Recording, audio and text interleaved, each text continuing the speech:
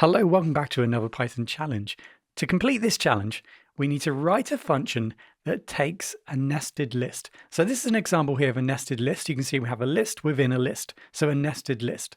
So we need to create a function with one parameter that takes in a nested list. And then within the function, we need to flatten this nested list into a one-dimensional list.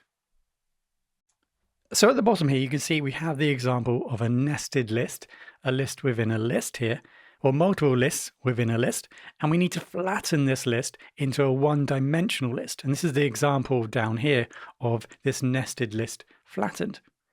So once we flatten the nested list, we simply just return that flattened list back.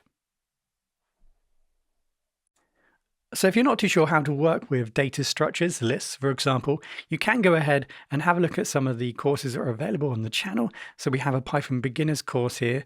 It might look slightly different because I'm changing the thumbnails quite often. So if you go into the course here and have a look for the data collections, have a look through that, and that will give you the basic understanding of working with lists or data structures. So let's take a look at some of the solutions, and there are many of them. Now, if you don't want to listen to me, you just want to have a look at the examples. If you have a look in the video description, you'll find a link to a GitHub repository, and there you'll be able to go through all the different examples yourself.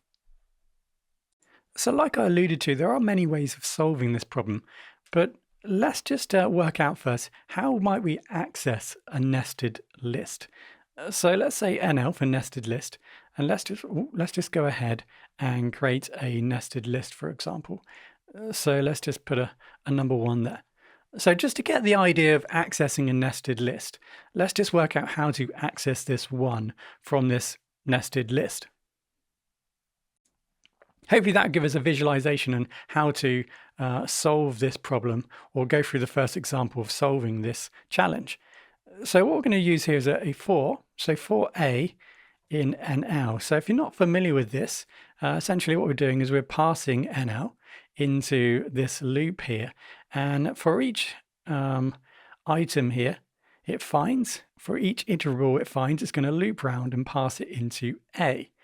Now, okay, so essentially there's just one iterable here, which is this here. So essentially we're going to access this inner section here, or this inner list here, by creating this loop. So for example, if I were to now print this out, so if I print out A, so essentially, like I said, we're basically passing all of this here into A, and we're going to print it out. So if we were just to go ahead and print that out, so Python 3 and then example 1, you can see that what gets returned is bracket, bracket, bracket 1. So bracket, bracket, bracket 1. So we're inside of this list. This is the first iterable, if you like, in this list. So if I want to go into the next section, all I need to do is create another for. So for B in A. So we're going to take A, we're going to pass that over now to B and iterate. So we've now gone from the first iterable, which returned this, and now we're going to return this bit here. So if I were to print this out, for example, B, I should now have only 2 brackets. You can see that we're starting to drill down into these nested lists. So if we do one more, so for C in B and print C, what we should have now is the next level down, and then we do one more for D in C, and this time we should now be able to access the number D. And there we go. So hopefully that's going to give you some insight now into how we're going to approach accessing these nested lists and then extracting the data from it. So let's just build this up slowly so that we can understand what's going on. So first of all, we're going to need to build a function, of course. That was the challenge. So let's call this flat list, and that's going to take in one parameter, and that can be called whatever you like. I'm just going to call this NL. So that doesn't have any relationship to the reason why I call this nested list here. I can call this whatever I like. So let's just call this nested list. Okay, so I'm just going to pass, and then I'm just going to then run the the function if you're not too sure how to do that. So I'm going to end up, or I want to print this out, what's being returned from the function. So I use print, and then I call the function flat list, and then going to pass in the data into it. So the data I want to pass in is the nested list. So if I were to now, for example, if I were to return NL, that's the nested list that we entered. I'm just essentially just returning my nested list. So I pass in my nested list into the function through this parameter here, and then I just return it, and you can see that I've returned. Right, so we now have access to our nested list within inside of the function. So now what we want to do is access all of the nested lists.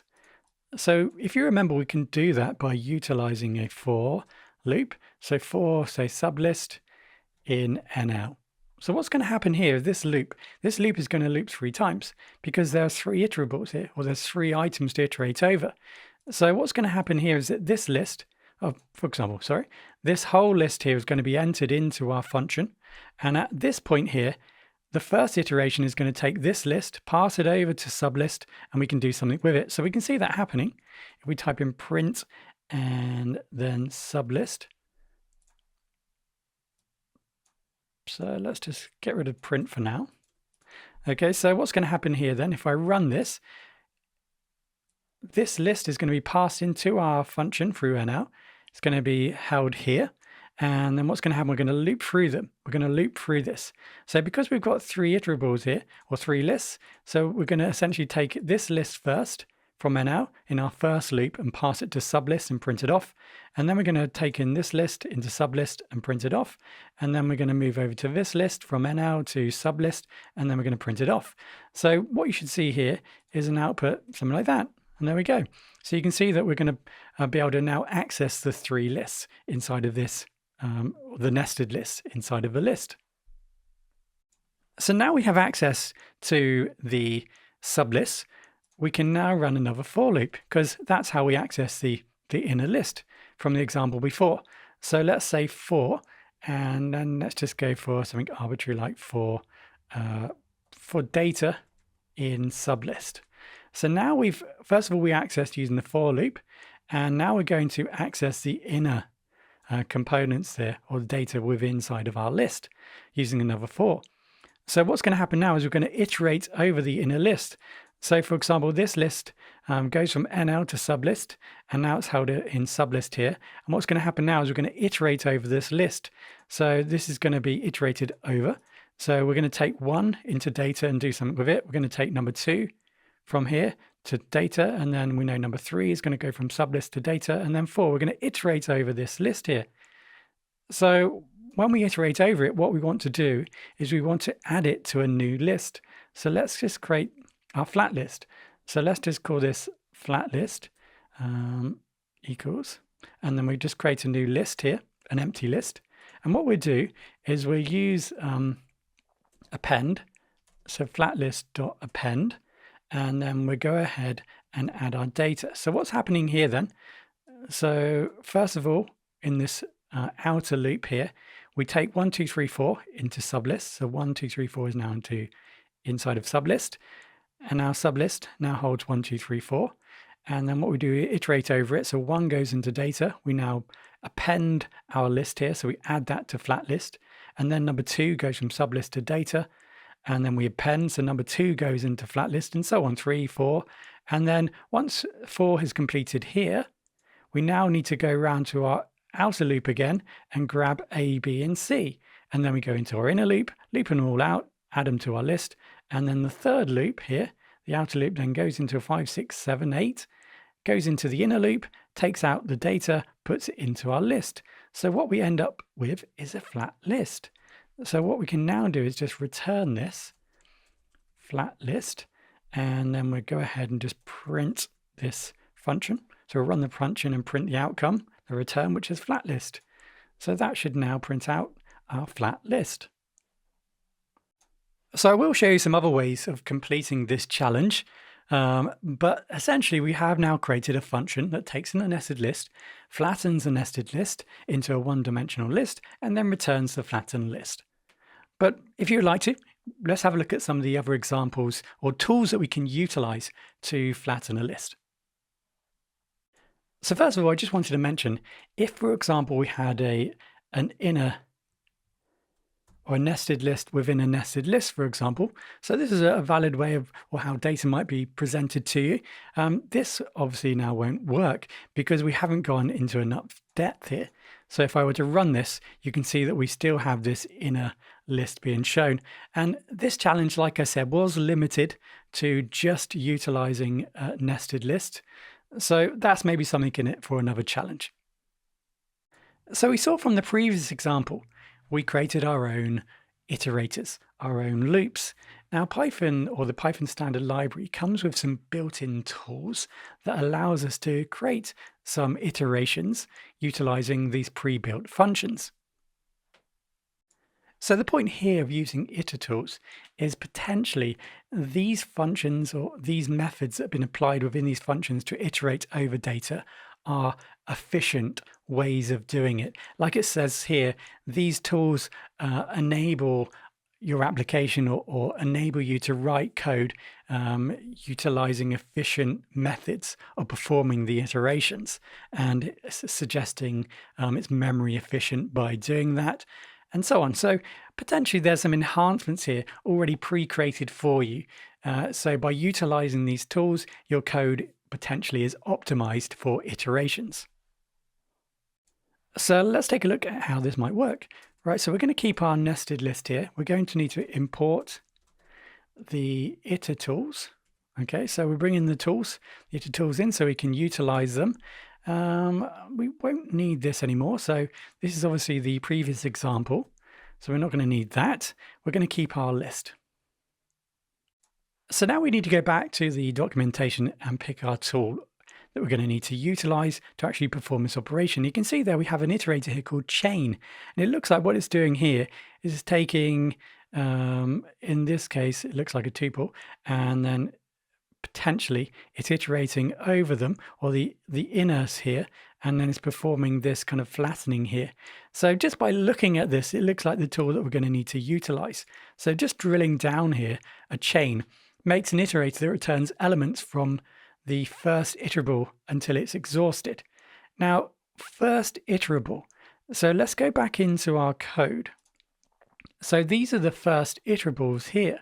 So potentially what it's saying here, what a chain is doing, is it's looking inside of your data structure. It's looking for the first iterables, and it's going to iterate over them, and then we can then utilize that to return a flattened list in this case. So let's just give this a go. So I'm not going to be utilizing a function here. We'll just go straight to this. So list. So we're going to create a list from this because this tool is going to return the numbers. So we're going to return a list. We're going to say iter tools dot chain, and then we're going to need to kind of unpack the list, which is called nested list. And I think we're done there. Let's just double check our brackets. So to confirm, make an iterator that returns elements. So it's going to return, so this function is going to return the elements from the first iterable until it's exhausted. Okay, so we've got our iterable here, which is nested list. So within inside of this function here, we passed in our nested list here. If you've not seen the star format here, essentially what we're doing was unpacking this nested list. We're taking stuff out of it. So we're unpacking the data so that we can perform the function, if you like. So let's go ahead now and print this out to see what happens. And you can see we've now unpacked and we've iterated through, and we return a list which has now been flattened. So you may already see the benefit of this. There's less code that we need to write. These tools here are designed potentially to ensure maximum performance, or they suggest that we're trying to optimize performance of performing a calculation like this, because essentially this could be a massive set of data. So performance here might be quite critical within your application. And next up, we're going to use a Lambda function. Now, if you don't know what a Lambda function is, in actual fact, if you go over to the Python Intermediate course, and this is not self-promotion, if you're interested in Lambda functions, I have a video here on the basics of Lambda functions, and that just introduces you to what is quite a popular way of working on what you might come into contact with Lambda functions quite often, utilizing Python. So it's well worth having a look. Right, so let's go ahead and we're going to use from the functools, we're going to import reduce. So again, another set of tools. Don't get too bogged down at this point. I'm just showing you an example. I won't explain too much here. We need to bring in our list. So let's call this nested list equals. And now we can go ahead and, for example, print. We use reduce. If I hover over, if you're wondering how this happens, I've got the Python extension installed. It just gives me some information. So what we're going to do now is just use Lambda. So we're going to take A and B, and we're going to say A plus B, and then we're going to take in our nested list. So that will produce the same outcome. So finally, the last interesting way of performing this action, or to kind of take this nested list into a flattened list. So the last example is quite interesting using monoids. So let's just get rid of that. Here what we're going to do is just say print, and this is probably the most simplest way of performing this, although it probably wouldn't perform as well as some other methods that we've gone through, and performance is probably going to be key when you're performing this type of action on data.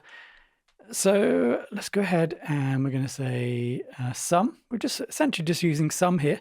We're going to take our nested list, and we're going to have an empty list, and we're just going to print it off. And there we go. So what's happening here, because we're summing a nested list, we're actually what we're actually doing is we're kind of performing this type of calculation. So we're actually just saying this plus this plus this. As a result, it equals the outcome. And this is because of the append operation, in this case on list, forms a monoid, something called a monoid. And subsequently, that then produces this list here. So if you're interested in monoids, go and have a little read through of that. That'll take you a couple of hours, no doubt. And I thank you very much. And hopefully this was useful and you've learned a little bit about, or at least you've kind of, I've helped you explore some of the different tools that are available, and pointed you to some other resources which you can now kind of move on to. So I do hope that was useful. Of course, the other 3 examples were just for show, just to kind of give you maybe some direction, some reading, some other things to think about. At this stage, if you are a beginner to Python, don't let it bog you down. There are hundreds of different things that over time you will develop and learn, and naturally just come upon through different projects and work that you're having to do. So again, thank you very much for listening. If you have got to this point, if you have any suggestions on how I can improve things, maybe I need to speed up, or maybe I need to slow down, maybe you need some diagrams, or if there's any other examples that you want me to go through, then please just let me know in the comments, and I hope to see you in the next tutorial.